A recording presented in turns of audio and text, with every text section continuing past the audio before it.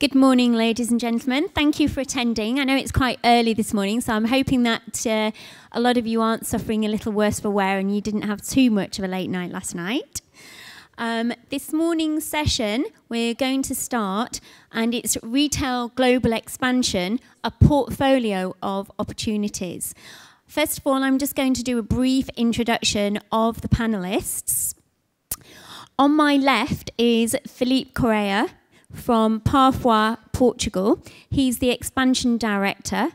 Philippe started his work with Parfois as expansion manager in the beginning of 2009, and his leadership has been key to the brand's growing international presence. Previously, he was involved in the expansion of a Portuguese brand of jeans with direct and franchise operations worldwide. He started his international path in the textile industry, which included a 2-year experience in Japan, where he first came into contact with the retail industry. Parfois is a women's fashion accessories brand created in 1994 and is present in more than 35 countries with over 270 stores. With dedicated design teams in Porto and Barcelona, it is Parfois' vision to become the best fashion accessories brand in every market it operates in. And I'm sure you're well on the way, aren't you, Philippe? Next to him, we have Marc-Christian from Location Retail in Switzerland. Marc is the CEO and founder. Marc grew up and was educated in an entrepreneur family in Constance, Germany. After an apprenticeship in real estate and early experience with Allianz Immobilien, he studied international business finance. In 2001, he was employed by Ernst & Young, responsible with transaction, support for due diligence, and M&A projects. Thereafter, he worked for 2 years for his family business, and the Location Group was subsequently founded in 2005. Working in the fields of leasing, investment and consulting, Location Retail offers a comprehensive range of advice around the property and the retail shop premises. The spectrum ranges from the inner city shopping centre on A1 locations to retail centres. On my right is Philippa Fernandez. I don't think she needs any introductions, but here we go. She's from SES Spar, European Shopping Centres in Austria, and Philippa is the head of research and innovation. Philippa holds an MBA from Indeg ISCTE Business School and doctoral studies at the Universidad Computerized de Madrid and Universidad Rey Juan Carlos. She is a regular lecturer on the subjects of strategic management, marketing and research. She is currently head of research and innovation with SES Spar, and she actually also is a jury member for several ICSE awards programs, as well as a lecturer at the ICSE Retail Property School. I think it goes on and on and on, so she is very qualified. SES Spar European Shopping Centres is Austria's largest developer, constructor and operator of shopping centres. The company currently manages 24 centres in 5 countries and is one of the top developers in Europe. She's also the market leader in the shopping centre industry in Austria and Slovenia. And last but not least, Claude Dion, Ivanhoe Cambridge, Europe. Claude is the Senior Vice President of Asset Management for Europe. Recently appointed SVP Asset Management, Claude Dion is based in Paris. He previously held the position of Vice President and Chief Operating Officer for the portfolio of shopping centres in Canada. He is also responsible for the management offices and shopping centres managed by third parties on the European continent. With 30 years of experience in shopping centres, Claude is responsible for the leasing, management, marketing and customer services for properties wholly owned and managed by Ivanhoe Cambridge Europe. He is a member of ICSE and Urban Development Institute. Headquartered in Montreal, Ivanhoe Cambridge is one of the 10 largest real estate companies in the world, with over 30 billion of assets in the shopping centre, office and multi-residential buildings in over 24 countries. Since April 2011, Ivanhoe Cambridge has represented 3 entities: real estate owners, managers and investors in their respective sectors. So I think you can all agree we've got quite a qualified team here this morning. So hopefully it's going to be an eye-opening session for you.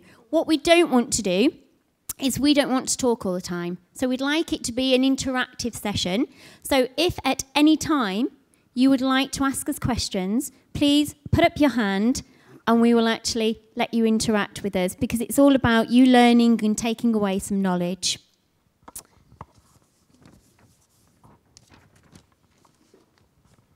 This morning, what we want to do, we want to look at the internationalisation of retailing, developing new perspectives, focusing on the organisational dimensions of global expansion.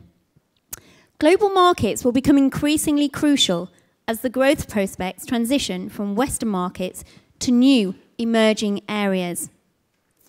To start with, retailers are facing stiff competition from new international players entering their home market. What must they do to stay one step ahead of the competition? Claude, would you actually like to start this? Because you've got a lot of experience recently in the US market, and there's a lot of US retailers that are looking to come into the UK and into Europe. Why would they choose these markets first? Well, I think the movement of US retailer over the last couple of years has been mostly first coming through Canada, because it's a natural expansion territory for them. And it's interesting because one of the most recent major transaction in Canada was the fact that Hudson's Bay, which is controlled by an American who also owns Lord & Taylor in the U.S., paid $1.8 billion Canadian dollars to acquire the leases of 220 Zellers stores in Canada. And obviously their intent was to follow pretty well the same route that Walmart followed when they came into Canada, where they purchased a portfolio of Canadian department store by the name of Woolco, going back a few years ago. So Target, who was interested in coming to Canada and who needed to, for a department store chain to expand into Canada, or to come into Canada for the first time, is very difficult because of restrictions that they encounter with existing department stores in shopping centers, especially if they want to come into shopping centers. So the best way for Target to enter the Canadian market was to buy the portfolio of Zellers from Hudson's Bay, because the Zellers portfolio was underproducing, is not a good brand, it's not very strong. So for them to come into Canada with the scale that they wanted to come into Canada, that was the best approach, and they've succeeded in doing that. Now, as a result of that, what's happening is that you have other department stores in Canada who are in direct competition, or almost in direct competition with Target, and their reaction so far has been to try to position themselves either slightly off the mass of Target, or even trying to compete by having a bit of an advantage, an edge in terms of timing with pricing. A good example of that, for example, is Sears Canada, which also operates a chain of department stores in Canada, who will end up being more or less directly competitive or in competition with Target. And they've realized that they need to do something different than what they've been doing in the past in order to be able to compete effectively against Target. So they've started to do some things to position themselves differently. Thanks, Claude. And Philippe, as a retailer, what do you think, or what from your own experience do you do to stay ahead of that competition? Well, it takes a lot. It takes a lot. It takes a lot of time, mainly. Yeah, you have to be patient to always be on the edge, developing new features, new products at the price the client is willing to pay. This is very important, especially at the moment. From a location point of view, Marc, obviously you deal with a lot of the luxury high-end retailers. When they come to you, what are they looking for, and how do you help them to stay ahead of the competition in their brand and in a location perspective? So coming back to your first question, with the American retailers coming to Europe, past 5 years. We had the examples of Apple and Abercrombie and Fitch. And this is going to have fun and games, isn't it?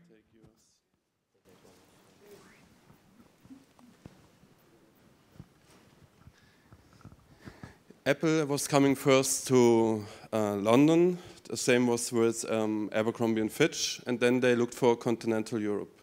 And the first country Apple looked, it was Switzerland, because in Switzerland they have the best sales results in Europe. And Abercrombie and Fitch, for example, they were struggling with getting the best locations in the biggest cities in Europe.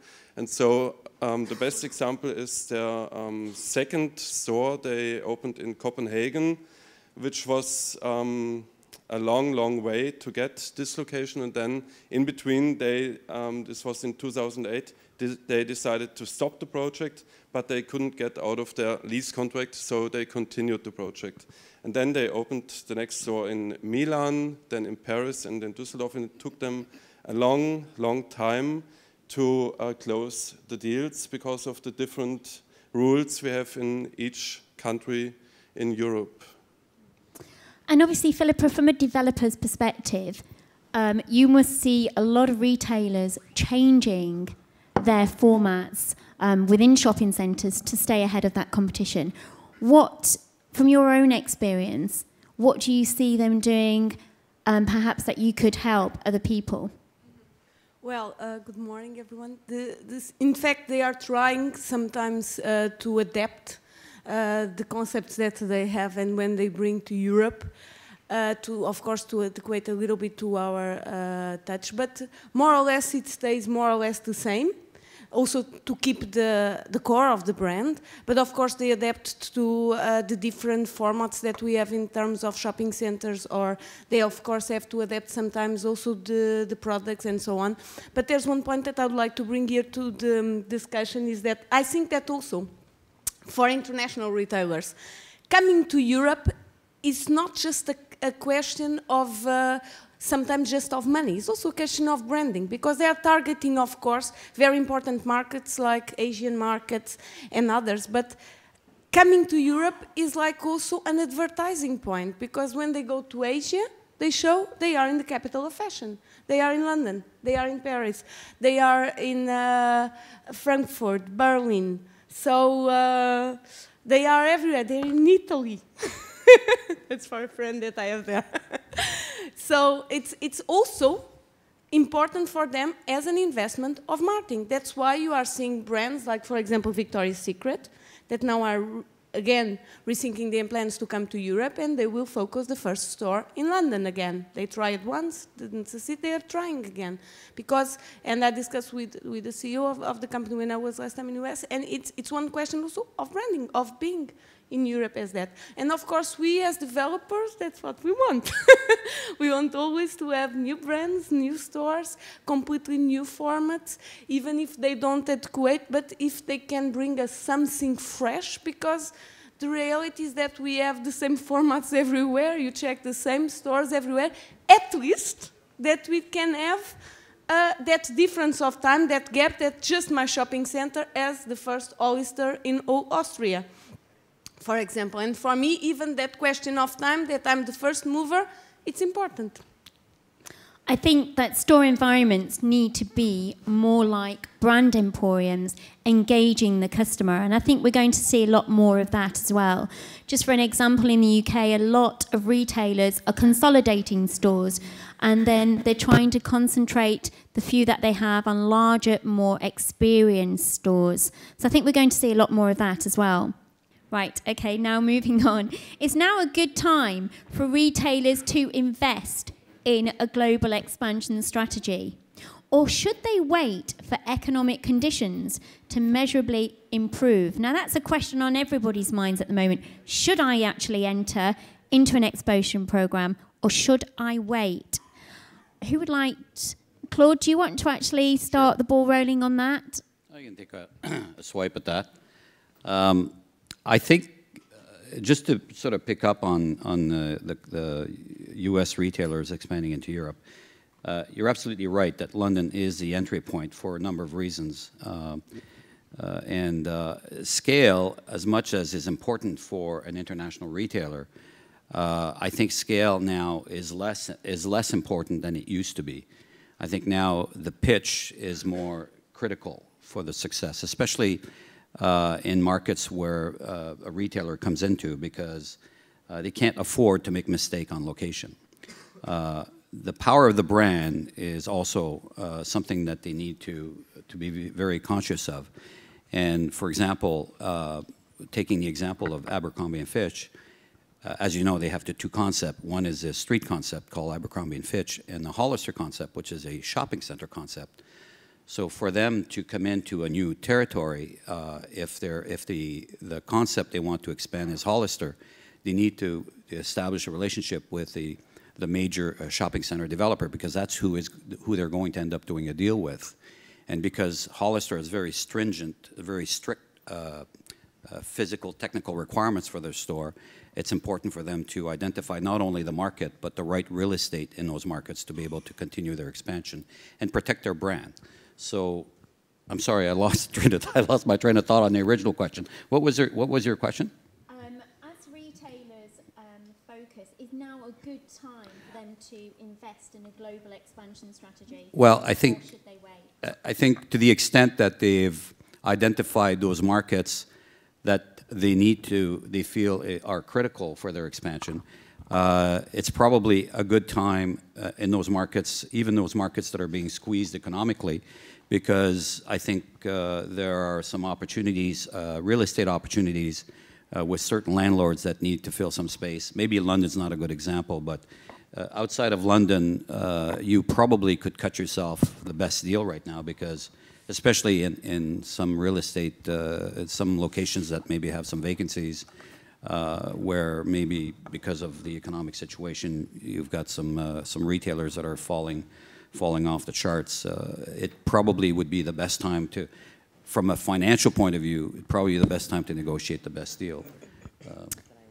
Yeah, thank you, Claude.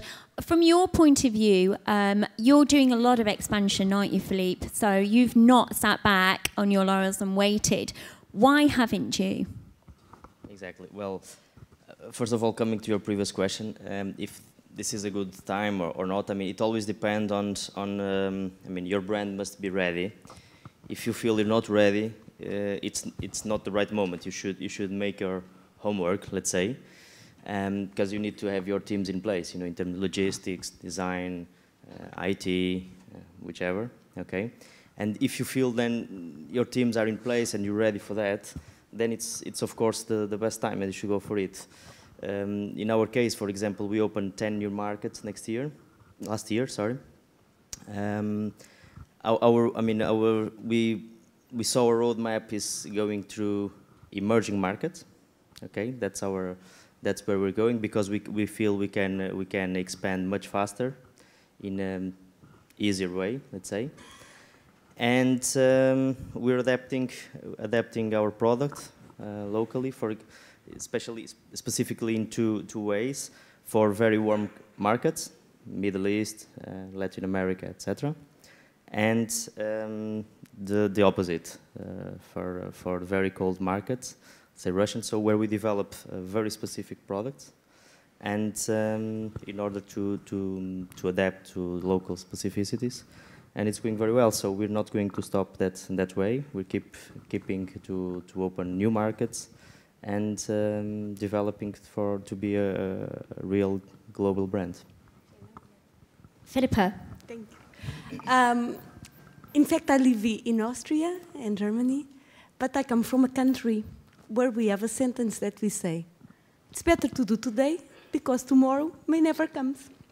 So, to answer you this question, I always find this very funny because, and for the research that I've been doing these years around the world, is that, look, the best is that you think, if you have a brand and if you want to expand, make the right stuff, make the right strategy. Don't think, well, maybe in 1 year, 2 years, because in 1 year, 2 years, maybe will come another brand that will completely go over yours. And then You just don't have to think where to go. You have to create a completely new concept. Because someone comes and just, you don't have more place. So sometimes, of course, there are exceptions. Of course, as everything in this life. But the question is to arrange the strategy and go on. Because then, if you don't go on that time, maybe then you can go, but with other concept. And of course, everything is a risk. So sometimes when retailers tell me that, look, I don't know, maybe it's not the right time. Yeah, maybe in 1 year I don't have more place in Europark Salzburg. It's considered one of the best shopping centers of the world. And then, of course, I would take another brand because it's like everything. Now Abercrombie with Hollister and Abercrombie and Fitch are very known. But who knows that in 1 year then comes another brand and it's completely supplanted. So it's a question of coming. It's a question of using your right and trustful points and money. It's like poker. So now let's make straight flush. That's like that. You're completely right, Philippa. For brands who are already well known in the world, so everybody knows the luxury brands from the LVMH group and from the Gucci group, for sure they must take the locations in the best parts of the streets when they've been offered, because everybody knows them. But we have also examples like Gap, who came a couple of years to Germany, and then I think it's now 6 or 7 years ago, they closed all their shops and sold them to H&M, and now they want to come again to Germany, and they need more time to experience the markets and to know exactly where they want to choose the locations to be. And it's a long, long process, and especially if they are not familiar with countries, they need a long time in advance to examine the specific markets. As they did in Italy last year, they opened the first 2 stores in the best locations in Milan, and they will expand now everywhere in Italy and then in the rest of Europe. And actually, they have a heavy program in Asia. This took them also a long, long time to examine the markets there. So this is an example actually for global expansion with Gap and Banana Republic. Claude, you wanted to add to that? Yeah, I think I don't necessarily agree with you. I think if a brand has legs, it's going to run for a while. If it's a powerful brand. Yeah, but I'm not saying that if a brand has legs, I also trust that. I just think is that sometimes it has to be the right strategy, you know. What I mean is that if you just are scaring to go, you don't give a move. And sometimes brands have to fail, to learn, and to go forward. You can lose 2 million today, you win 5 million tomorrow. Maybe they do, but you also don't want to jump into a sinking ship. Yeah, but of course not. You have to. You need to do your homework, and you need to be able to identify the locations that's going to support your brand. Yeah, but that's what I told in the beginning. Yeah, with the right strategy, with thinking, let's go. Of course, risk. There's always risk. Yeah, except that, if you have a strong brand, I'm not sure that you want to go looking at major expansion plans in Spain today. Of course. No. I think you probably want to look at other markets before you go to Spain. Yeah. So that's my point. I mean, I think you have to be very, very selective, and you have to be very careful how you execute. Yeah, I trust believe that a global expansion but that plan. don't means don't go forward.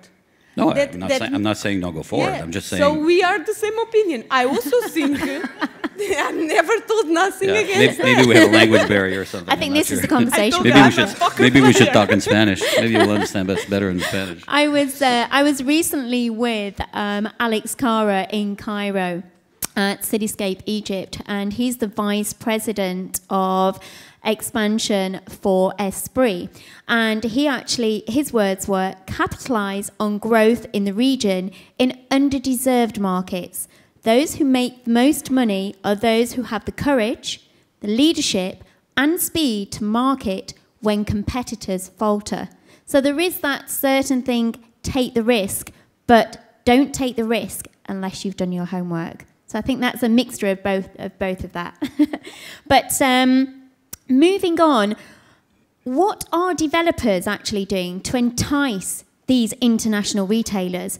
At the moment, certain foreign retail sectors are currently quite weak, creating opportunities for acquisition, partnering, or consolidation. And there are a lot of deals out there at the moment within these certain regions, the certain markets, for developers to entice these retailers. Now, obviously, we have two developers here. What are you doing in your centres to entice these retailers? First the word so that then I can also I see. I think that you know, the fundamentals I think are the 3 L's basically come back to the forefront insofar as the retailers are concerned. I think more and more co-tenancies is an issue with retailers that are looking to expand. Only because they, if you have the right co-tenancy in your shopping center, chances are you're going to have more strength to negotiate with a brand that you think is good for your shopping center. If you have obviously the right market and you can demonstrate that you have the right market and you have the proper level of footfall in your shopping center, I think that those are the elements that you need to articulate to a retailer to entice them to your property. And you know, notwithstanding all what we hear about social media and the use of social media to complement retail sales, I think that's something else that those developers that are making use of social media are having a bit of a competitive advantage when they're marketing their shopping center to retailers, new retailers coming into markets. Philippa, I know you're bursting to add to that. As I'm always sweet, I completely agree with you. Sweet and polite.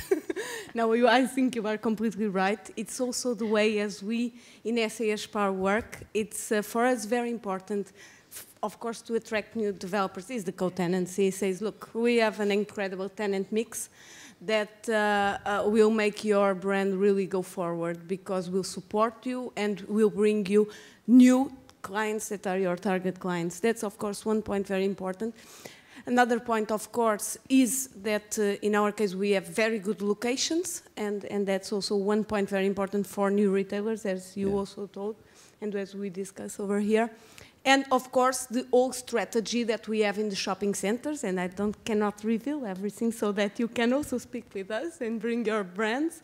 But of course, all the involvement with social media, new brand marketing strategies, connections with famous people that work very good with our shopping centers and with the brands, because we live in a society of image, and of course, most of the shopping centers today, if you have a completely integrated strategy with the society, with the events, with sports, with everything connected, you get like a completely focused. Also, one very important factor is if you have critical mass in a country or in a market, you represent one-stop shopping for a retailer.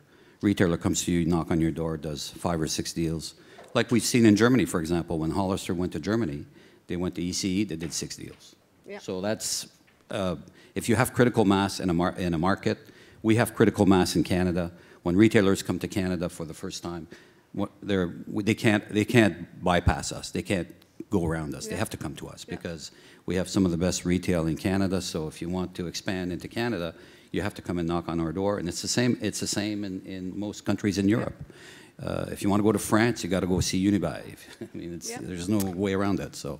Completely like that. It's how we also work. In Austria, we are the biggest ones, and of course, if a brand wants to enter Austria, for example, it has to go with us because we have everything. And besides that, Austria, for example, is a very nice country to start before you enter a big market like Germany, because the same trains, more or less, you find in Austria like you then will find in Germany. And if you are scared, so start with us, you check how the market works, and then go stronger to countries like Germany. It's like this. Besides that, one thing that we also use to bring retailers is this approach that we have in terms of completely integrated strategy in terms of support we give, for example, to an international brand like Abercrombie or like or European one or like Victoria's Secret or so on, so that they enter a market, that they don't know. And that we give support not just in terms of marketing and strategy, but also in terms of financial, in terms of legislation, in terms of the country, because of course, as we are the first company in Austria, we have very good connections with the government, and we can help them in terms of all that details that a product have, because as you know, not all the products can enter a market and just have that or the other detail like they have in US. In Europe, maybe they have to have another thing. And we have a team in the company that just make that just help a brand, an American one, Canada, Australian, whatever, that to adequate to our market. And that gives, in a way, a lot of support also to the brands. May I interrupt? Sorry, because the brands sometimes have this feeling that this is very good, what you're mentioning about Unibuy in France, ECE in Germany, SES in Austria, etc. But this is very good for the big boxes, okay, for Apple, for Abercrombie, etc. Not good for all the retailers. How do you, can you comment on this? I'm not sure what, I'm sorry, I didn't understand exactly. Basically, for the smaller retailers, yes, and not the big box retailers, how do you entice those kind of brands? Because what you're saying is good for the big ones like Abercrombie, but what about the smaller? Smaller? All cancel the good conditions that I told you.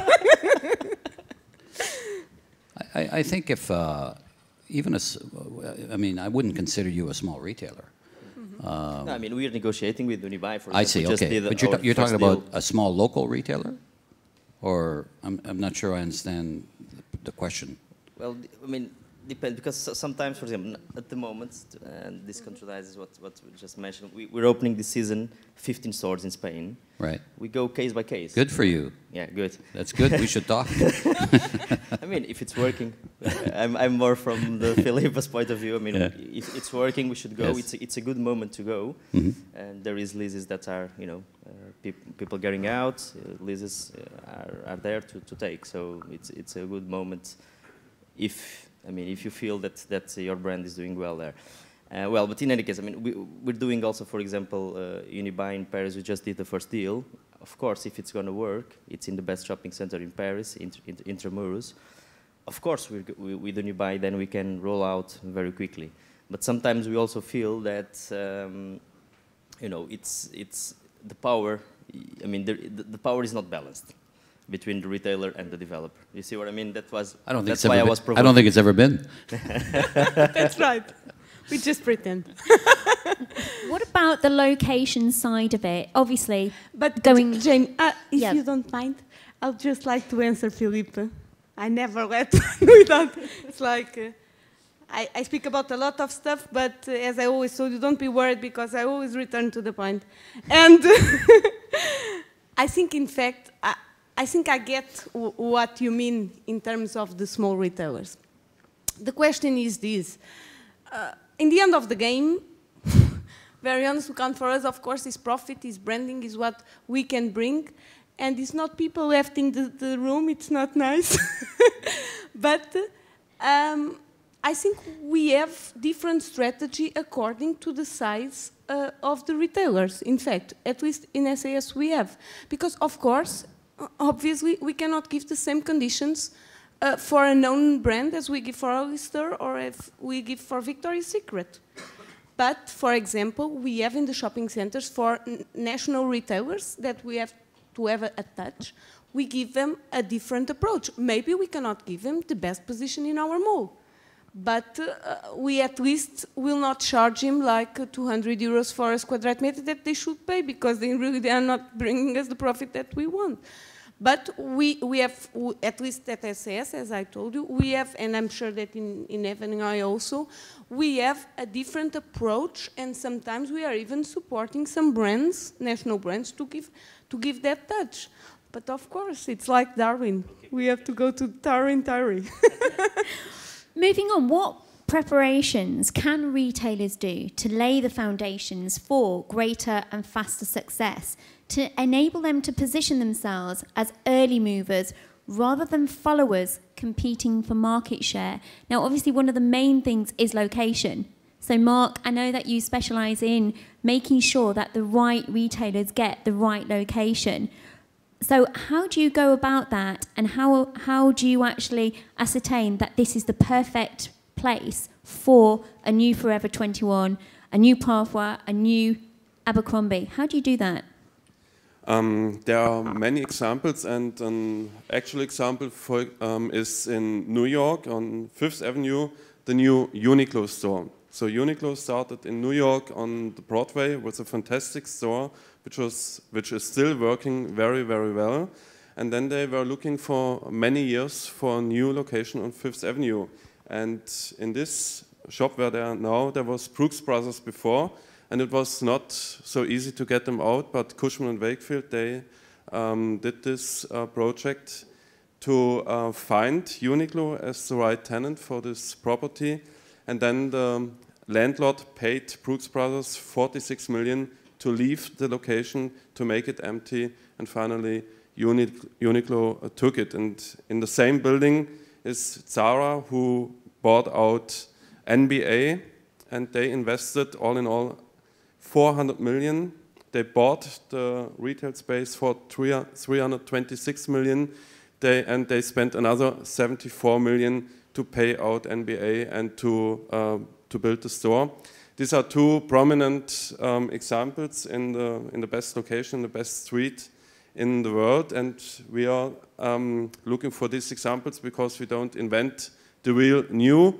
We do it in Switzerland, in Germany, in the biggest cities in Europe, or sometimes also outside Europe, for these kind of retailers who ask us to find them the right location at the best position. And as a retailer, Philippe, how do you evaluate your strategy? So you're wanting to enter a new market. What do you do first? What are your first steps in securing that prominent location? You mean in terms of markets or location in the market? Location within the market. All right, well... Or even the markets themselves. Obviously, you must first decide that that's an appropriate market for you to enter before you decide on the location. Exactly. So how do you go about evaluating your strategy for expansion? Exactly. Well, first of all, it's a question of strategy, geographical area. Shall we go? Are we going this way, or are we going this way? For example, at the moment, this year is our Latin America year. Okay, we're starting at the same time in Colombia, Venezuela, República Dominicana. We're also most probably starting, but that's still a question, but probably starting Brazil as well. So we decided to go to Latin America. Of course, then in each market you have to visit the market, take your time, you know, to see all the malls, the streets, to see how the people are consuming. Because we make mistakes. We tend to think that each market is similar to our, you know, concepts, and there are many differences. For example, when we went to Spain the first time a couple of years ago, we did many mistakes. We thought it was the same as our home market, where people are going to the malls to do anything they want to shop, or any service they need. They go to the malls in our home market. And in Spain, so in Spain we started with the malls. We did many mistakes. We had to close some stores, and then we understood you need first to start in the best streets in Spain. So, and once we did that with a couple of good streets in Madrid, for example, then you can go to the malls, and the people will recognize you, and they will be shopping at your stores in the malls. So this is the kind of mistakes you have to avoid, learning from the local market. So you're saying that deep market knowledge is crucial? Of course. That's what we were mentioning, the homework. Yeah, and obviously you need to teach the customer about the brand, because you may enter some markets where they don't know who Parfois is. So obviously there's trying to get that across to the consumer as well. Is that difficult? Of course, it takes time. Huh? It takes time. We usually a market for us, it usually takes at least 3 years for your brand to be out there. You know, for the consumers to realize that, for example, you have new products every week. It's not like that. They will, you know, in your home market, everybody knows. The market you are for 10 years. For example, in Saudi Arabia, we are there. It was our second market. We are there since 10 years ago. And now the consumers, they all know that we have new products every week, and they come back for the stores. Most of them on a weekly basis. But this takes time. I mean, it's, last year we opened 10 new markets, and these markets we know are going to take some time. So you need to of course, nowadays with the social media, etc., it's easier to get out the message you need without spending a lot of money. Okay, that became easier, but still it takes time.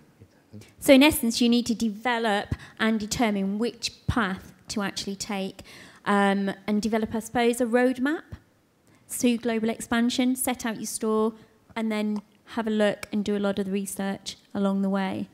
Exactly. So I suppose that's really the same for when you're actually looking at new developments. So if you're opening a new shopping centre, then you obviously, there's a lot of deep market knowledge involved in that. So it's the same kind of scenario, isn't it? Yeah, I think so. But just you should never believe what we tell you when we tell you. We're in the business of leasing space. So we just want your rents. So you should do your market research before you commit to us. It's interesting your analogy about going into Spain a few years ago and failing. But you failed, but you learned something, and so you applied whatever you learned going back. And maybe you should talk to your friends at Secours because they made the same mistake. But coming back to our experience and how we basically right now we're the only market that we're actually developing a new product is in Canada, and the product is quite specialized. It's the Mills concept. But it's a hybrid. It's not the Mills that we know in the U.S. It's more of a Canadian version of a Mills. And it's basically, there are many constraints to new developments, zoning, and the planning consent, and getting the right mix of anchor tenants to smaller CRU tenants. I think in the end, if you're a retailer going into a new market, you do need to do your research, but you also need to take a lesson from those who are there and who are succeeding. At the end of the day, our business is to develop a box that's going to draw a lot of people in it, and hopefully it's going to be part of your market that we're going to draw into our shopping center, and you'll be able to spin off from that traffic. But in the end, if it's not the market that's going to support your brand or your business, you don't belong in that shopping center. And so. On a location basis, Marc, have you ever had a retailer actually come to you because they've spent or invested an awful lot of money in the wrong location? And this happens every day. If you look on the annual report of H&M, for example, they're opening every year 250 new stores, and they're closing every year between 12 and 15 locations. So they're losing every year around about 100 million for the locations they already opened, and they have to close, and then another more than 100 million to find the new locations because the old ones were not working as they expected. So this happens every day, everywhere, and especially in the new shopping centers coming back, what we were talking before, like there are prominent examples like near Frankfurt in Germany, the Loop 5, which was not working as expected from the beginning, or in Switzerland, in Bern, a shopping center designed by Daniel Liebeskind.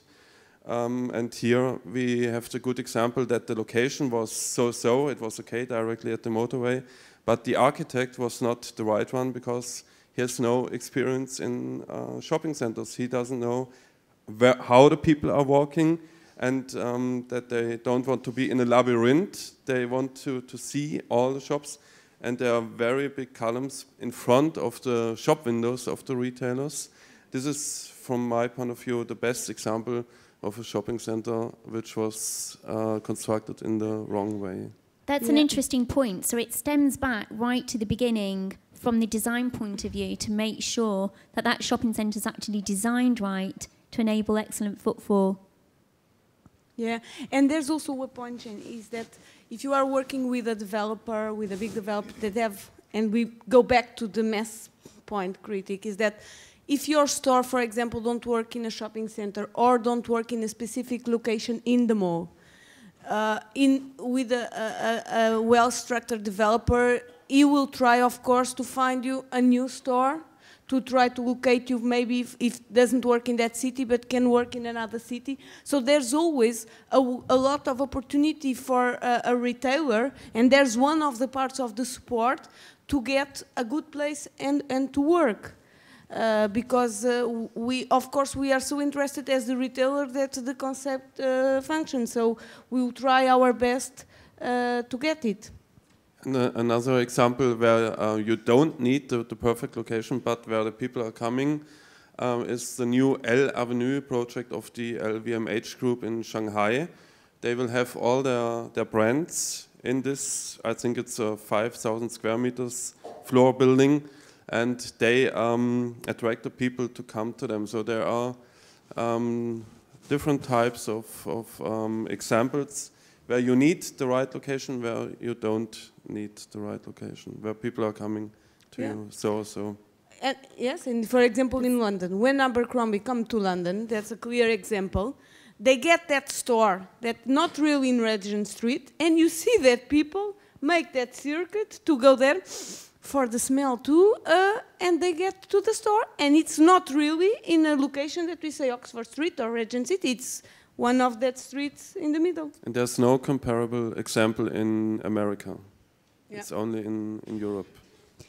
So obviously we've discussed that location is extremely important, but what are the challenges and opportunities for global expansion? What issues do we face in today's competitive business climate? Who would like, Philippe, would you like to start? Well, I would say probably the what's your greatest challenging facing you right now? Is the online, offline, I would say. So the real stores and the customers that you need that they come to buy and make it profitable.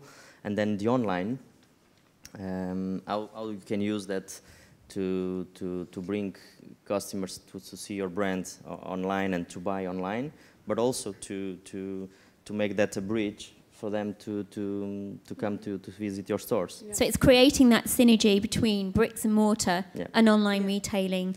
And for us, in the perspective of developer, it's also that we really need new concepts. We really need new ideas. And we are, of course, very open to give better conditions. If a retailer comes and it's a completely new stuff, and it's a completely new idea, new structure, and if we, of course, if it is branded, even better. But if something that we really believe, let's go to international space, because you will have the support, of course, from the developers, because that's what we look for. That will bring new customers inside our mode. That's, in fact, one of the parts of my work that I'm most interested in, is this kind of innovation. And I have to tell that, for example, in China, that's one thing that I like, is really how they innovate, not just the concepts, but also the way that sometimes they make the things. Because we can speak a lot, but it's the only place in the world, that you, for example, have a shopping center target to AAA, that is Plaza 66, that really works. And you don't have below then Gucci, Hermes, and so on. Nowhere in the world it works, a shopping center like that. Bal Harbour didn't work. But you don't see people in Plaza 66. But so it's always empty. So no. Everybody's wondering how it works. So, but that's why the people are spending $10,000 dollars or more when they are going for shopping there. Yeah, because I can tell you that I was there. I was just seeing a small dress that just costed 5,000 euros. And there was a girl next to me that just paid with her credit card, very easy, 100,000. And it was like, and then she went to another stop.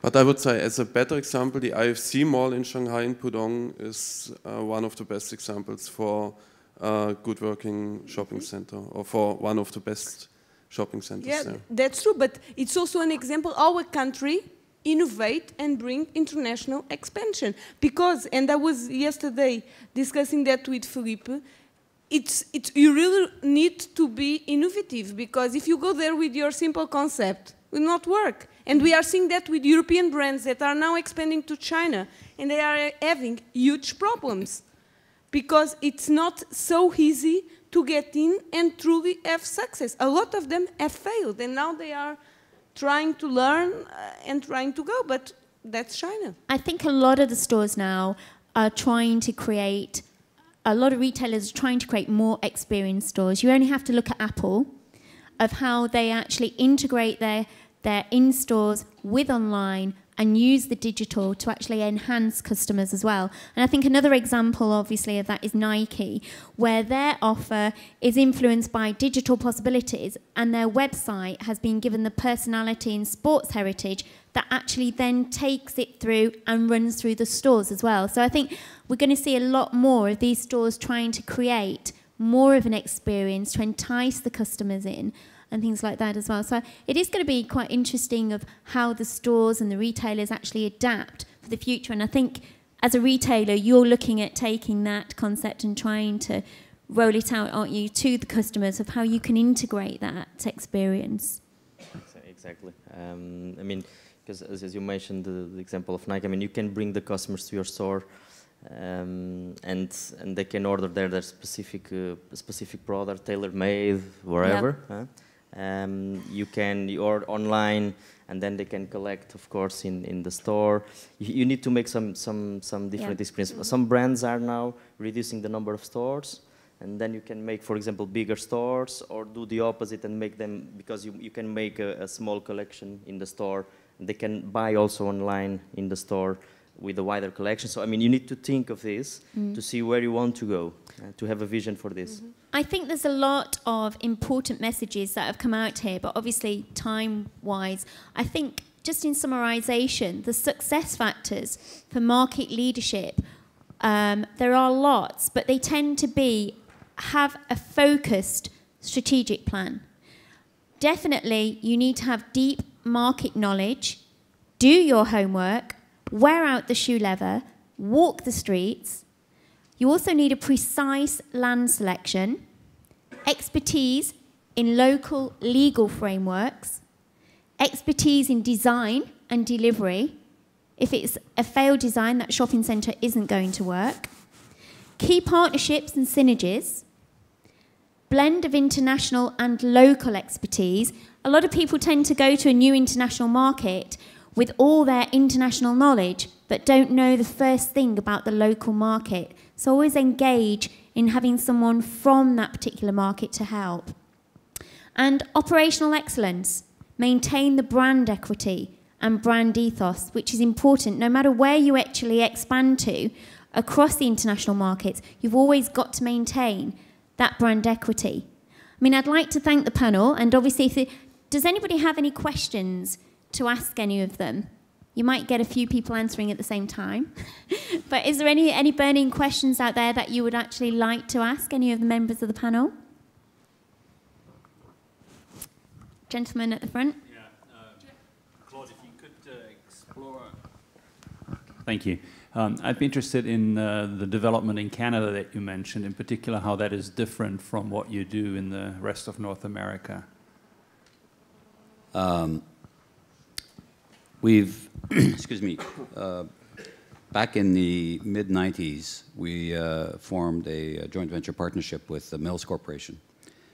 And the idea was to develop the Mills concept or export the Mills concept to Canada from the US.